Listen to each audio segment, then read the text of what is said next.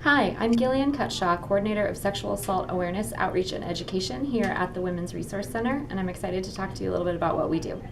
Okay, so what are you guys about at the Women's Resource Center? We are about a lot of things. We focus a lot on supporting students, all students, not just women, through issues like sexual assault, dating violence, healthy relationships, body image, any issue that they might be facing where they need a little bit of extra support. We are an office that provides outreach services, so we go into classrooms, we go into residence halls and talk to students.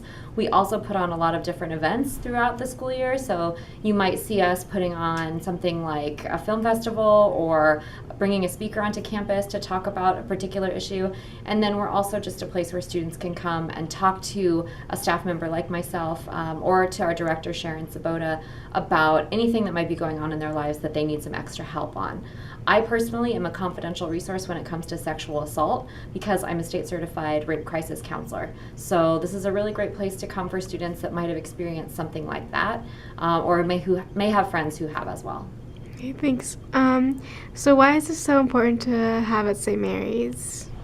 I think it's important to have a women's resource center at St. Mary's because even though we are a campus with more female students than male students, women still experience the majority of violence when it comes to gender-based violence, so sexual assault, dating violence, domestic violence, stalking.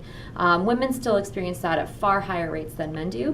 Women also experience things like discrimination and sexism and things like that.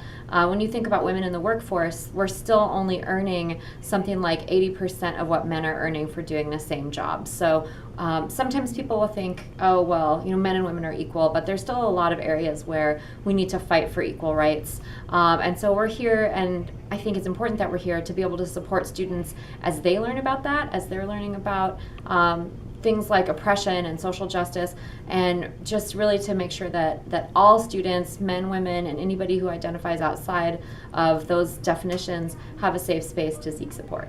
Cool. And how does the work you do here relate specifically to body image issues? So here in the Women's Resource Center, we have a group called the Body Positive. It's a group for women and people who identify as female. The Body Positive meets every other Thursday at 6 here in the WRC. Our next meeting is on the 22nd. And the Body Positive is really all about teaching women to love their bodies as they are, to feel comfortable in the body that they have, and not feel like they have to constantly change or strive for perfection. Society has a really narrow view of what's beautiful, and I think that can impact self-esteem hugely for women. And that can even tie into things like violence against women. If a woman feels like she's not worth anything, she's worthless because she's been told she's not attractive, it's harder to do things like leave an abusive relationship when she doesn't have that belief that she's worth being loved. So body image definitely plays a role, not just in things like the Body Positive, but in the larger things that we do. But really for us, it's about teaching women to just love themselves, to enjoy the bodies that they have, to really believe that they're good enough as they are. Okay, thank you so much for sharing. You're welcome.